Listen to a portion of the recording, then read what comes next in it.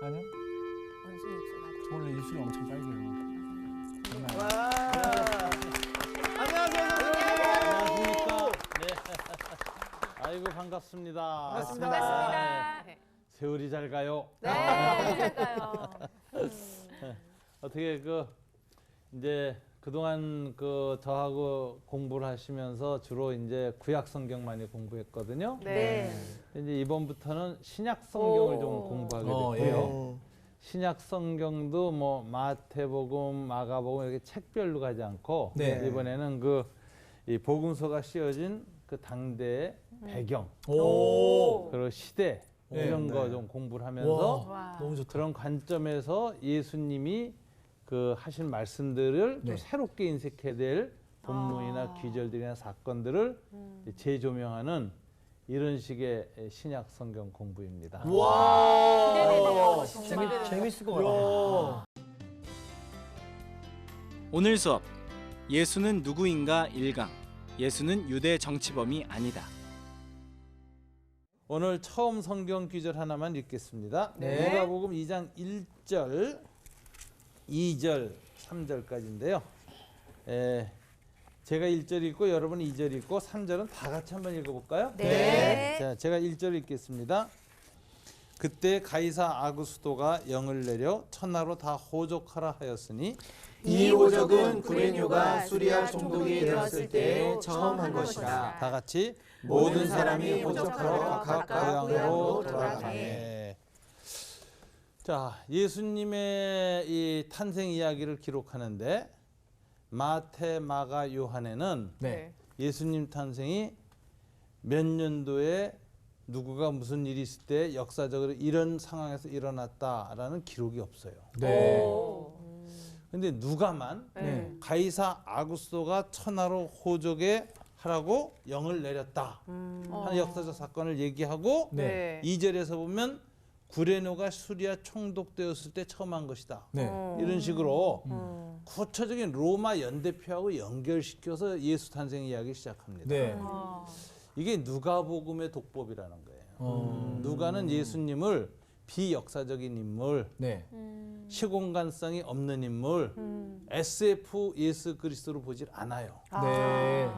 정확하게 어떤 역사적 시점에서 어떤 때 어떤 곳에서 네. 어떤 상황 속에서 예수님이 활동을 하셨고 태어나셨고 하셨는가를 네. 정확하게 보여주기 위해서 이렇게 로마사를 끼워 넣어서 네. 분명하게 역사적 시점을 밝혀서 기록하는 방식을 씁니다. 네. 이게 그리스 역사 이해 방식이라는 거죠. 아.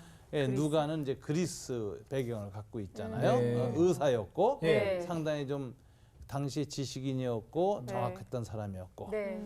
누가복음을 쓸 때 그걸 받았던 사람, 누가복음을 이제 독자가 된 사람은 데오빌로 각하에게 이렇게 돼 있거든요. 네. 로마의 귀족이었어요. 네. 이 사람한테 예수님이 이 땅에 오셔서 하신 일은 우리 로마 역사에 이러이러한 때에 이렇게 일어난 일이다라는 그 역사적 시공간성을 정확하게 잡는 네. 기록법을 쓰고 있습니다. 네. 그게 이제 3장 1절 2절에도 나와요. 그건 제가 읽겠습니다. 그냥 디베료 황제가 통치한 지 15해 곧 본디오 빌라도가 유대의 총독으로 헤롯이 갈릴리의 분봉왕으로 그 동생 빌립이 이드레와 드라고낫 그 지방의 분봉왕으로 루시아나가 아빌레네의 분봉왕으로 안나스와 가야바가 대제사장으로 있을 때 하나님의 말씀이 빈들에서 사가랴 아들 요한에게 임한지라. 하나님의 역사가 딱 일어났을 때 네. 이게 로마 역사에 누가 황제였을 때, 누가 어디 총독이었을 때, 누가 누구를 다스렸을 때, 누구가 뭐 할 때 이런 식으로 네. 정확하게 역사적 시공간성을 부여합니다. 네. 이게 이제 그리스인들에게 복음을 전할 때 아. 예수를 단순한 신앙의 그리스도나 네. 신앙적 교훈만 주는 분이 아니라 역사적 맥락에서 딱 그 그림을 그리는 방식이에요. 네. 이처럼 시공간적 역사성을 부여하면은 예수가 아까 말한 것처럼 더 이상 신앙의 대상으로서의 예수로만 이해하면은 이게 워낙 하나님 시공간을 초월한 분으로 보이니까 네. 아 시공간성이 좀 사라질 수가 있거든요. 그러니까 신앙의 그리스도라든가 또는 이제 세상 사람들은 이제 뭐냐 신화의 대상 네. 이런 사람들은 시공간성이 없거든요. 네. 이제 그런 식으로 하지 않는다는 거죠. 네. 정확한 역사성을 부여하자 이거예요. 네. 아, 예수에 대한 명칭이 두 가지입니다. 첫째는 나자렛 예수. 네. 나자렛 예수라는 말은 예수님의 고유 명사예요. 네. 예수님의 이름이 예수야. 이게 철수, 문식이, 뭐 성호 이거 네. 똑같은 거야. 네. 근데 이 예수라는 이름이 아주 흔했어요. 아. 예수님 당시에. 그렇구나. 그래서 흔한 이름이. 그 흔한 이름 예수를 구별하려면 동네를 이름을 둬요. 적어도 한 동네에서는 두 이름을 안 썼어. 헷갈릴까 봐. 아, 어머. 그래서 한 동네에 그 이름은 흔한 이름에도 한 사람이야. 네. 그래서 나자렛 예수. 그래서 왜 자꾸 예수님 이름 앞에 동네 이름을 자꾸 붙이나 했거든요. 행신 윤정언니. 그럼 뭐 이런 네. 그렇지. 용인정규, 네, 용인정규. 아, 여러 아주 즉각적이고. 광교정식 이런 오케이. 좋은 건 써야 돼. 그런 식으로 그 나자렛 예수라는 이름은 역사적 예수의 이름입니다. 아. 근데 이제 이 예수님에 대해서 나자렛 예수의 이제 예수라는 그 보통 명사에 앞에 뭐가 붙어요? 주, 예수, 네. 네. 그리스도. 네. 아. 주와 그리스도라는 이제 이름이 붙었어요. 네. 그건 예수를 나자렛에 사는 예수로 파악하는 것이 아니라 신앙의 대상으로 파악하는 거죠. 네. 우리의 믿음의 주님이시고 또 우리를 구원하신 그리스도이시다. 이렇게 고백하는 거거든. 그러면 이런 고백은 역사적 예수가 아니라 신앙의 그리스도에 대한 고백이다. 마치 베드로가 얘기한 것 같죠. 주는 그리스도시요 살아계신 하나님의 아들이시다. 이게 신앙 고백으로서의 예수에 대한 호칭이거든. 네. 네. 이 둘이 분리되면 안 돼요. 아. 주 예수 그리스도 신앙의 대상으로서의 예수와 네. 나자렛 예수가 결합돼야 예. 우리는 역사에 뿌리를 둔 신앙을 갖게 되는 거예요. 아. 역사적 근거가 있는 신앙 고백을 하는 거예요. 네. 이것이 빠지면 안 된다는 거죠. 그래서 이제 이 두 관점을 통합시켜서 네. 성경을 읽는 법을 배우는 거예요. 네. 오. 지금. 오. 자, 예수님 당시의 그 역사적 배경을 좀 보려면 로마 제국을 빼놓을 수가 없습니다. 네. 로마 제국과 예수 당시의 팔레스타인 지역이 이제 어떤 역사적 상황이었는가. 네. 우리가 이제 뭐 어디 연극을 보고 하더라도 먼저 큰 무대를 딱 보잖아요. 네. 무대 뒤에 이제 배경 그림이 이제 뭔가 이거 보고 딱 오페라의 그 내용을 아는 거 아니에요. 이거 알아야 됩니다. 성경의 큰 배경. 네. 자, 전 한마디로 이렇게 질문하고 싶어요. 예수님 태어날 때 네. 예루살렘은 누가 다스리고 있었죠? 헤롯. 그러니까. 그렇죠. 헤롯. 헤롯. 네. 헤롯은 로마 총독이었나요? 신분이 유대 왕이었나요? 유대왕. 아니지. 총독. 아니야, 왕이야, 왕. 왕. 그렇죠. 헤롯 왕이죠. 왕. 네. 헤롯 왕. 왕이라고 네. 부르거든. 예. 그런데 예수님 돌아가실 때 네. 33년 지나서 네. AD 30년쯤 가면은 예루살렘 지도자는 누구였죠? 빌라도. 빌라도. 그 사람 왕인가요? 총독인가요? 총독이요. 총독이에요. 자, 여기 키입니다. 아. 예수님 탄생할 때는 왕이 다스렸는데 네. 예수님 돌아갔을 때는 총독 체제였다. 네. 오. 이거 뭘 의미하는 걸까요? 아, 통치 체제의 변화. 그러게요. 지방 자치제에서 이 중앙 이런 집권. 그렇죠. 이야, 뭐야, 비슷한 이거? 대답이에요. 네. 이야. 좀 알. 오. 헤롯 정치에 좀 왕국은 깨어있네. 네.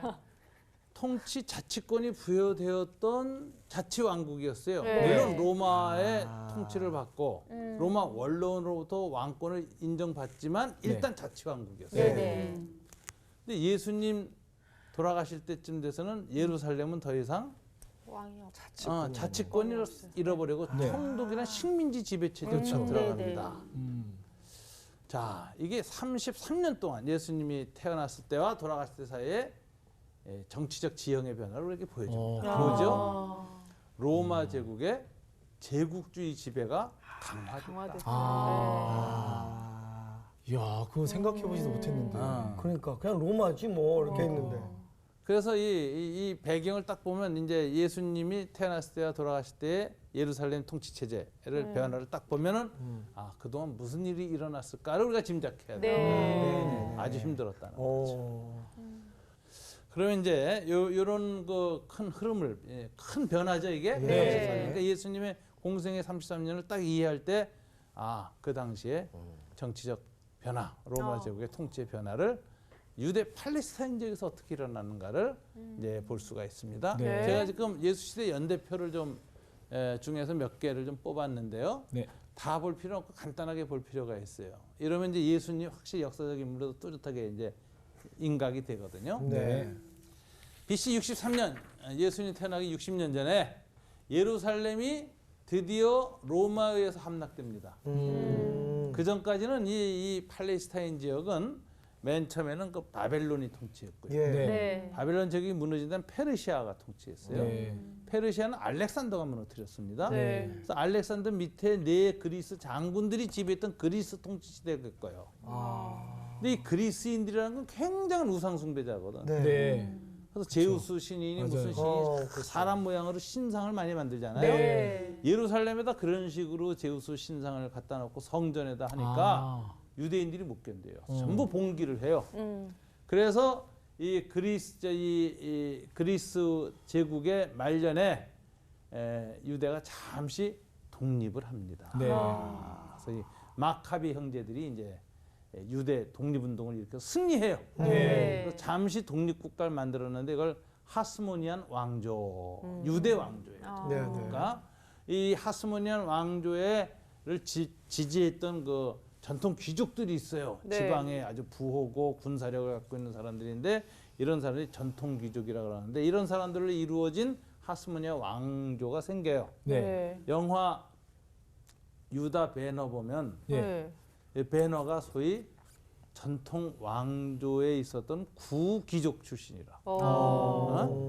그 집안. 그러니까 배너 하면 허씨 집안의 아들이란 뜻이거든. 배너. 네. 배는 아들, 허는 성이에요. 네. 허씨 집안의 아들 유다. 주다 배너. 아. 그 영화의 주인공이 그렇습니다. 허유다였구나. 네, 허유다. 허유다. 허유다인데 몰랐죠? 예. 네. 야, 굉장히 한국 이름 같은데. 그러니까. 예. 한국 이름 같아. 아. 자, 요런 시대가 있었는데 네. 이 하스모니안 왕조 막바지에 어려운 건 내분을 겪으면서 네. 분열이 되면서 외세가 들어오는데 로마가 들어와요.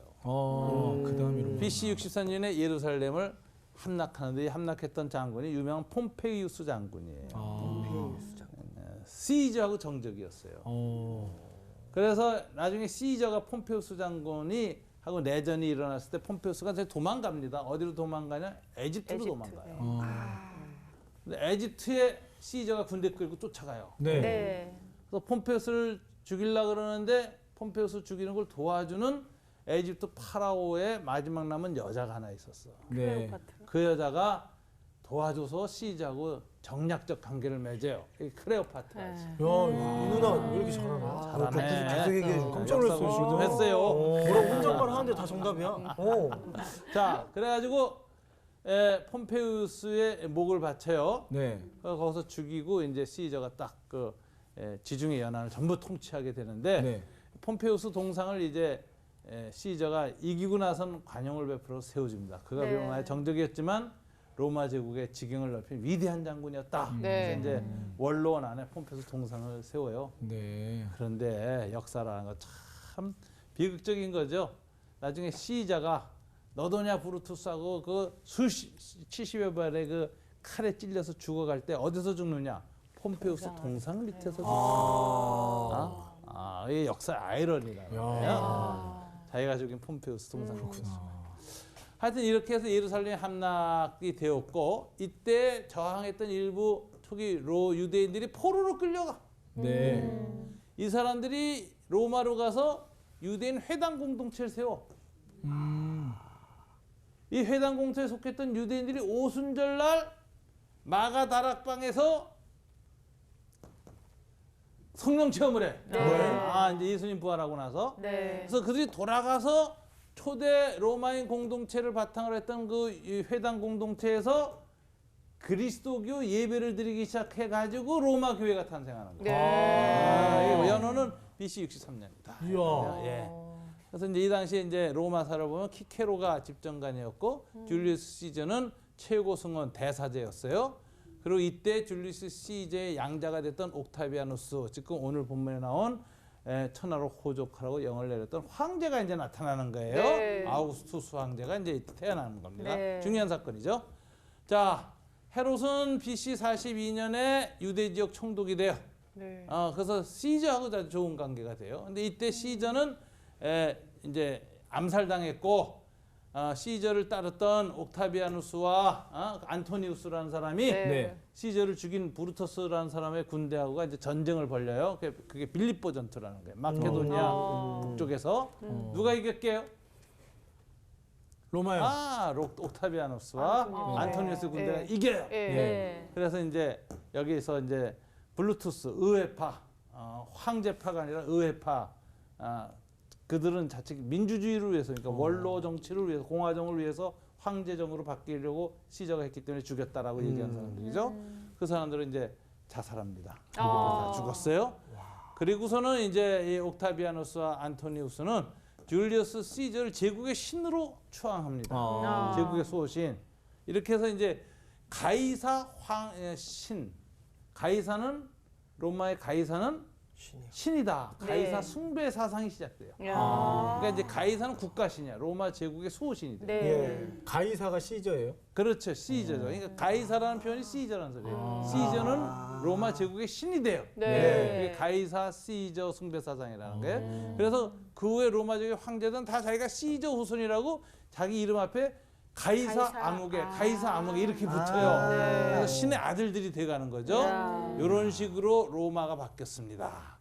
그러던 중에 BC 40년에 헤롯은 유대 왕으로 원로부터 임명을 받고 네. 그리고 이제 독립국가를 자치령을 유지한 거죠. 네. 이게 대헤롯, 그레이트 헤롯이라는 사람이. 자, 이 사람은 원래 모압 족속이에요. 네. 이두메 사람이에요. 모압 지방에. 예. 그러니까 유대인들 아주 싫어해요. 모압은 이제 유대인들 보기엔 우리나라 보면 혈통이 비슷한데 항상 우리를 괴롭혔던 일본하고 비슷해. 아니 못 들었네. 외교적 분쟁을 막기 위해서 제가 비슷해요. 네네. 감정이 안 좋아서 항상. 근데 그 사람이 유대 통치자가 되니까 유대인들이 이 안색이 그만 싹 쌓이겠네. 변하고 네. 통치하기가 쉽지 않죠. 네. 그래서 야, 이거 통치하려면 어떻게 해야 되느냐. 첫째, 통치자 왕으로서 정통성을 얻어야 돼. 그러다 보니까 어떻게 하느냐. 그 전에 잠시 존재했던 하스모니안 왕조라는 유대 독립 왕조가 있었다 그랬죠. 네, 네. 마카비 후예들. 네. 미리암이라는 여자 공주가 있었어요. 네. 결혼합니다. 사이가 됩니다. 하스모니안 왕조에. 네. 그리고 아들 둘 낳아요. 그러니까 유대인들이 참습니다. 헤롯이 죽으면 아들이 승계할 텐데 네. 절반은 우리 피다. 그래가지고 이제 참고 기다릴만 하게 만들어요. 네. 굉장히 머리 좋은 사람이에요. 네. 그 다음에 이것만 갖고는 안 돼요. 네. 유대는 그 당시에 종교 권력이 둘로 돼 있었어요. 유대 사회는 오늘날처럼 종교와 정치가 분리됐던 사회가 아니거든요. 네. 예수님 당시는 종교 정치가 통합된 사회였어요. 네네. 그러면은 그 당시에 성전을 중심으로 해서 예루살렘에 성전 세력이 있어요. 네. 종교 세력으로. 네. 그러니까 사도계파라 그래요. 근데 각 지방에는 회당을 중심으로 한 서기관들, 제사장이 아닌 서기관 중심의 사람들이 있었는데 그 중에 바리새파가 많았어요. 네. 요거 랍비 세력, 제사장 세력과 랍비 세력, 네. 사두개파, 바리새파, 성전 귀족과 회당 종교 세력이 서로 연합되어 있는 상태고 이 사람들이 지지를 받지 않으면 안정적인 통치를 못해요. 네. 안정적인 통치가 못 일어나서 자꾸 반란이 일어나면 로마 원로에서 무슨 생각할까요? 야, 유대왕 좀 바꾸자. 저 시끄러워서 안 되겠다. 네. 자꾸 반란이 일어난다. 피곤하다. 이러면 안 되겠죠? 네. 그러니까는 환심을 사야 돼요. 그렇구나. 그래서 뭘 짓죠? 성전. 그래서 헤롯 성전이라고 할게요. 제3성전. 첫째 성전은 솔로몬이 지은 네. 성전. 두 번째 성전은 포로의 스룹바벨 이런 사람들이 와서 지은 성전. 네. 바벨론에 끌려갔다가 돌아와서 지은 네네. 성전. 세 번째는 헤롯이 지은 성전. 이게 제3성전이 지어집니다. 자, 성전이 지어지니까 사독의 파도 좋죠? 네. 제사 드릴 수가 있게 됐어요. 네. 또 이렇게 하나님을 경외하게 하는 이 건설하고 있는 이 헤롯이 죽거나 흔들리면 성전이 죽다가 말죠. 네. 이걸 질질 끌고 지어. 희망 고문. 보험 들은가? 정치적 보험을 들어놔 성전으로. 그래가지고 예수님 당시까지 40년간 지어지고 있어. 예수님이 40년간 지었던 성전을 헐어라. 네. 3년 만에 다시 짓겠다. 맞아요. 이건 그게 헤롯이나 사독의 파들이 보면 깜짝 놀랄 만한 소리. 그쵸. 네. 이렇게 오랫동안. 네. 이거 무슨 뻥이냐? 네. 무슨 종교 사기냐? 네. 황당한 얘기냐? 막 이렇게 듣는 이런 논쟁을 벌이는 네. 장면, 성전 논쟁이라는 게 생깁니다. 이 중에 BC 4년, 지금 오늘 본문이었어요. 예수 탄생합니다. 그죠? 이때는 헤롯이 이제 요 이후에 죽는데 헤롯 안디바라는 사람은 갈릴리와 베레아를 통치하고 헤롯 빌립은 갈릴리와 바다 북동 지역을 통치하고 헤롯 아켈라우스에게 처다들이에요. 유대와 사마리아를 다스리게 했어요. 헤롯의 아들한테 나눠진 이유는 뭐죠? 맨 처음에 로마는 한 왕이 다 통치하면 힘이 세서 말을 안 듣고 다스리기가 힘들어. 그러니까 분할 통치라 그래요. 쪼개서 통치해야 쉬워. 네. 제국은 항상 분할 통치를 좋아합니다. 한반도도 좀 그런 부분이 있어요. 네. 소련과 미국이 나눠서 통치하자. 이렇게 나눠요. 꼭 그래서 그런 건 아닌데 네. 하여튼 역사적 운명적으로 그렇게 돼. 분할 통치는 훨씬 그 지역 선수는 힘들어요. 네.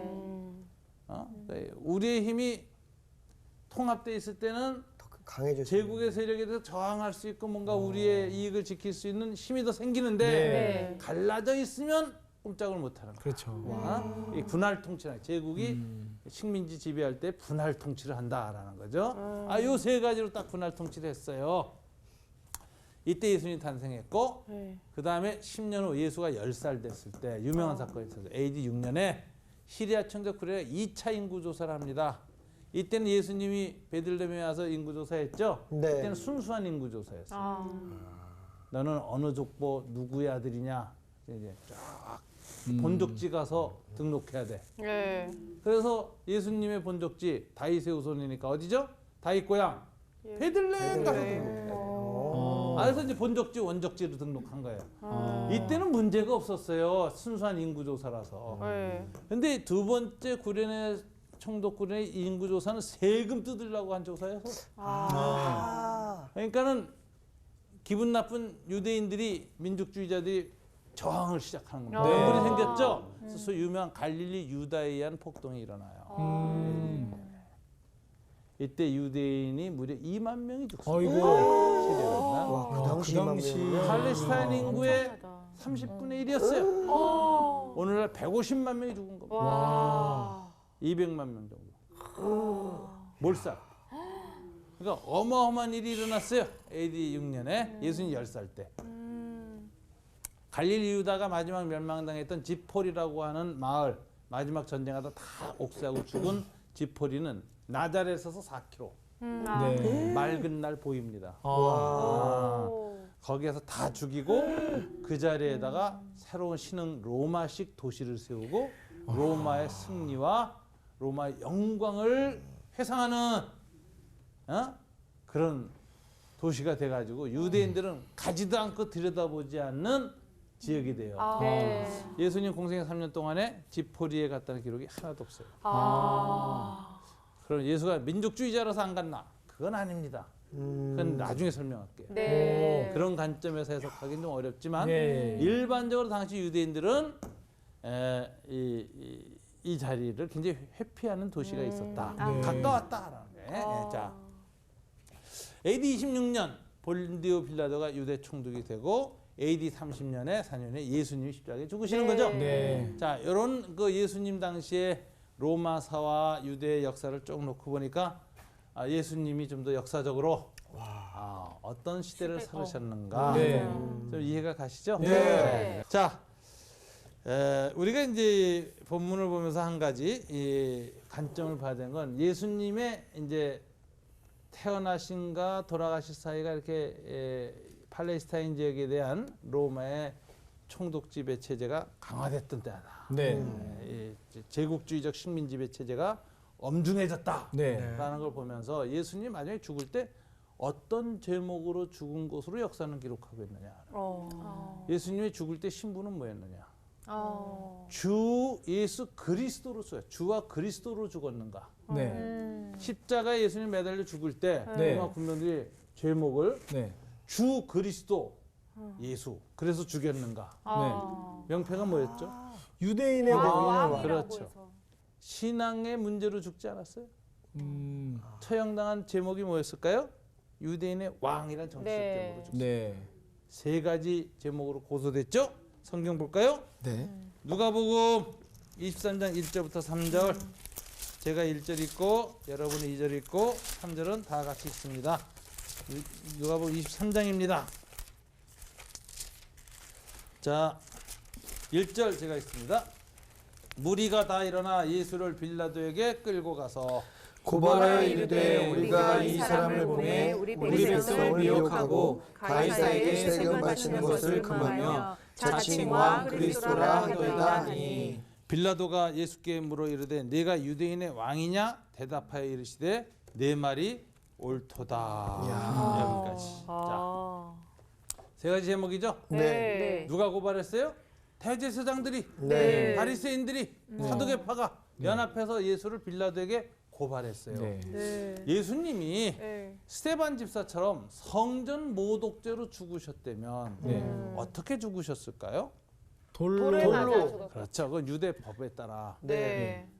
참남대의 하나님의 이름을 모독한 자는 그 자리에서 돌로 쳐.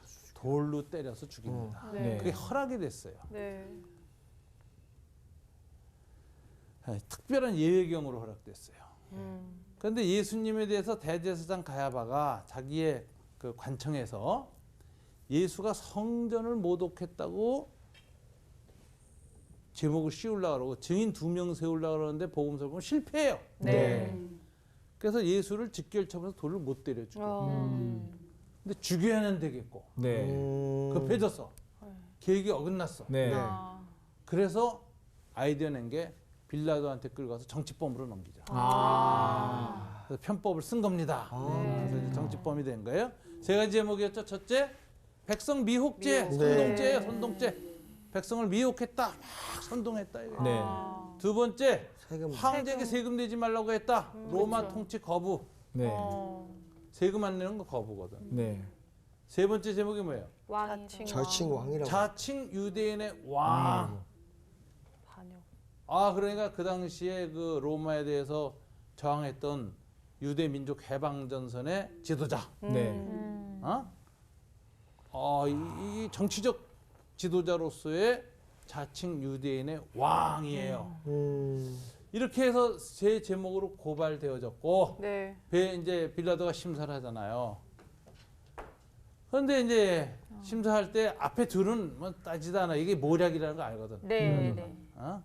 그래서 딱 단도직입적으로 예수께 묻는 마지막 질문이 뭐죠? 네가 네가 유대인의 왕이냐? 아니요. 그럼 풀어주는 거예요. 네. 해당 없음. 이게 종파적 종교적 메시아 운동의 관점에서 일어난 문제라는 걸 알거든요. 네. 끼기 싫은 거야. 그래서 정치범에 그만 명확하지 않으면 놔주려고 애썼다고 빌라도는. 네. 네가 유대인의 왕이냐 그랬는데 예수님이 묘하게 대답하네. 네 내 말이 옳도다. 요거 원문은 you said so예요. 네가 말하였도다. 네가 말했다 그렇게. 그런데 아니요 그러지 않았죠. 그러니까 되게 요게 모호하다. 모호하게 하면 생각하셨네. 긍정도 부정도 아닙니다. 네. 왜 예수님이 이렇게 대답했을까에 대해서 요한복음에 네. 이렇게 나와요. 요한복음 18장 36절. 네. 요한만 기록해 놓은 건데 네. 내 나라는 이 세상에 속한 것이 아니니라. 만일 내 나라가 이 세상에 속한 것이었더라면 내 종들이 싸워 나로 유대인들에게 넘어가지 않게 하였으리라. 이제 내라는 여기에 속한 것이 아니니라. 내가 유대인의 왕 맞다라고 인정해요. 네. 유세드소 이렇게. 그러나 네가 말하는 것처럼 내 나라는 여기에 속한 나라가 아니다. 이게 무슨 소리죠? 하나님. 정치적 왕국이 아니다. 네. 맞아. 그래서 속한 것이 아니다라는 것이 헬라어 전치사가 에크라는 단어인데 영어로 전치사 쓰면 둘로 번역돼요. 오브와 네. 프롬으로 번역돼. 네. not of는 이 세상의 정치적인 국가 체제에 속하지 않은 나라다라는 의미도 되고 예. 더 유력한 해석은 프롬이에요. not from. 프롬 뭐냐면 이 세상의 왕국이 세워지는 방식으로 세워지지 않는다. 총칼로 세워지지 않는다. 네. 사랑과 용서와 성령의 능력으로. 예. 뭐 이거죠. 그래서 예수님이 내가 유대인의 왕이다 한 내 말을 거절 안 해요. 맞다. 네. 나는 성경에 예언된 다윗의 후손 메시아 그리스도 유대인의 왕으로 태어났다. 네. 다만 내 나라는 너희들이 생각하는 것처럼 정치적인 지상적인 그런 왕국이 아니고 내 나라가 들어오는 방식도 총칼로 들어오는 것 아니다. 칼과 창이 아니라 사랑과 용서와 회개와 성령의 능력으로 들어오는 왕국이 보이지 않게 탁 임하는데 네. 그게 들어온다고 말을 하는데 예수님이 구태여 유대인 왕 아니야 이러질 않아요. 네. 근데 이 말을 빌라도가 이해했을까요? 못했을 것 같은데요. 내 나라가 이 나라에 속하지 않았다. 내 나라가 이 나라에 속한 것이었으면 내 종들이 제자들이 이러고 있지 않았을 거다. 다 무장투쟁하고 일어났을 거다. 이러면서 얘기한 이 말을 무슨 말인지 못 알아들었어. 네. 뭐해? 그래서 풀어줄 수가 없어. 자, 그래서 이제 재밌는 말이 자칭 유대인의 왕이라는 표현이야. 의 왕. 왜 자칭이 붙었을까요? 바리새파 사두개파 사람들이 예수를 고발할 땐 진짜 유대인의 왕인데 자기네들이 이걸 고발해 버렸으면 자기가 유대 민족 반역자지. 그렇죠. 그러긴 싫은 거야. 그래서 이거 진짜 유대인 왕이 아니고 네. 스스로 또라이입니다. 아. 자칭이래요. 네. 이게 거짓 메시아예요. 그리고 정치적으로 굉장히 위험한 놈이에요. 하는 짓이 죽입시다. 이러고 고소를 했어. 네. 빌라도 입장에서는 자칭을 붙이고 죽이면 꺼림직해. 명확한 객관적 정치범이 아니야. 그렇죠. 그래서 야 이거 떼. 이거 빼.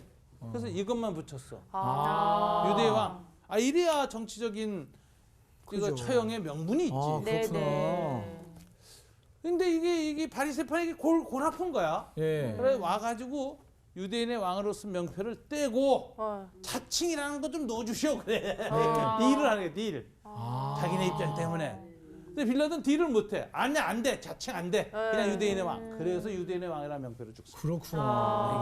이게 이제 예수님에 관한 이 이야기죠. 그래서 이 내용을 쭉 보면은 예수님은 BC 4년에서 AD 30년에 이르는 이 33년 공생의 기간 동안에 유대 팔레스타인 지역의 제국의 식민지 지배가 강화될 때 태어나셨다 돌아가셨습니다. 그리고 마지막 돌아가실 때는 뭐로 돌아가셨느냐? 그 로마의 제국주의 지배와 유대 식민지적 상황의 갈등의 마지막 제일 예리한 부분이 십자가 죽음이야. 유대인의 왕으로 죽었어. 예. 정치범으로. 자 이렇게 죽어서 그 역사적인 문헌으로 보면 신앙인이 아닌 일반인의 관점에서 보면 이걸 보편사적 관점이라고 그래. 보편사에서 보면 예수는 뭐로 죽어? 유대인의 왕으로 죽었어. 이건 성경에도 그렇게 돼 있어. 네. 정치범 예수야.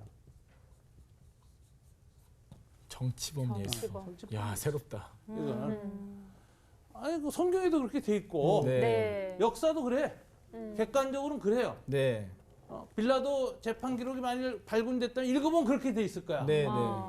그런데 이 십자가의 예수님을 이렇게 보편사 관점으로 보지 않습니다. 구속사 관점, 구원의 역사 관점에서 보면 정치범으로 보이지 않죠. 대속하신 주, 예. 크라이스트, 그리스도, 그리스도. 그죠? 네. 또는 메시아. 이렇게 그래서 이분을 두 가지로 봐요. 죄를 용서하신 기능 할 땐 세이비어, 구원자로 봐요. 네. 그래서 그리스도라는 용어가 바로 여기에 그리스도. 그런 이게 이제 하신 일이고 네. 이분의 신분은 뭐냐? 주님이시다, 우리의 왕이시다. 어. 큐리오스라 그래요. 큐리오스.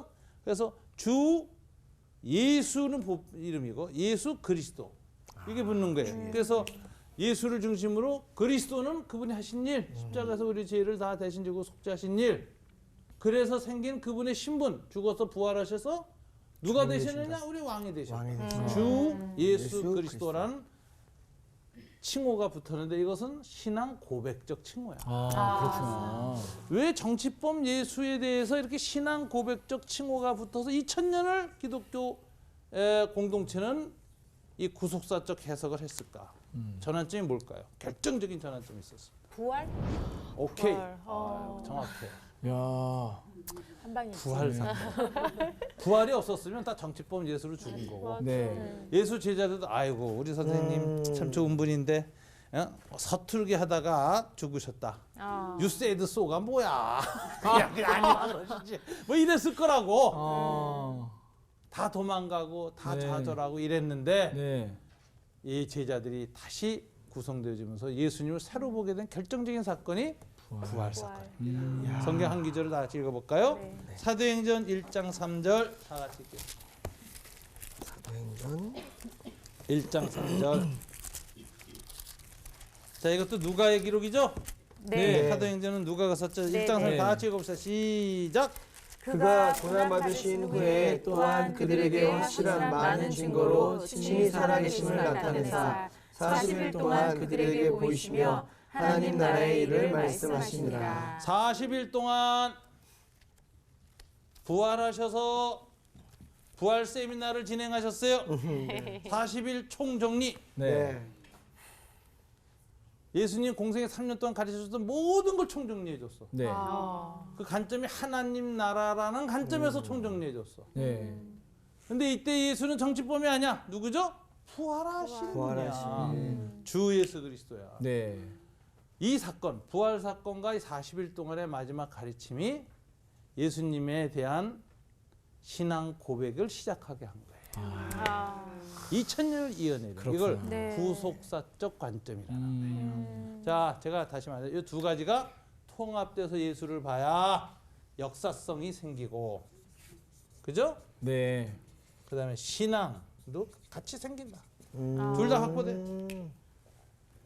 없으면 안 돼. 만약 역사성이 없으면 어떻게 될까? 신화적인 예수 정파에서 예수라는 교주가 있었고 하나의 신이라. 그런데 그걸 믿는데 있는지 없었는지 몰라. 이렇게 되는 거예요. 그렇죠. 이게 SF 예수라는 거예요. 예. 그렇게 이야기하니까 확 들어오네. 예. 그런데 이 역사적 관점을 정확하게 보고 이것을 딱 둘을 조입하면 네. 예수가 2D에서 3D로 보이는 거예요. 예. 그 당시의 역사적 맥락, 지형 속에서 예수의 생애가 어떻게 됐고 왜 그렇게 죽으셨고 왜 마지막에 자칭 가지고 그렇게 싸웠는지 예. 이게 다 드러나는 거죠. 자, 오늘 첫 번째 강의입니다. 와. 예수는 누구인가? 단순한 정치범이 아니다. 아니다. 네. 결정적 사건은 부활 사건. 네. 야. 그럼 부활 사건은 역사적 사건이야. 네. 네. SF 사건이 아니야. 네. 환상이 아니야, 제자들의. 네. 네. AD 30년에 일어났던 역사적 사건이 예수님의 공생의 33년 역사적 성격을 다 재해석하게 했다. 네. 그래서 기독교 이 공동체 2000년의 신앙 고백은 역사의 뿌리 박은 고백이지 네. 우리의 관념이나 신앙심에 의해서 생긴 종교 이데올로기가 아니다. 네. 세뇌도 아니다. 네. 네. 역사다. 감사합니다. 와.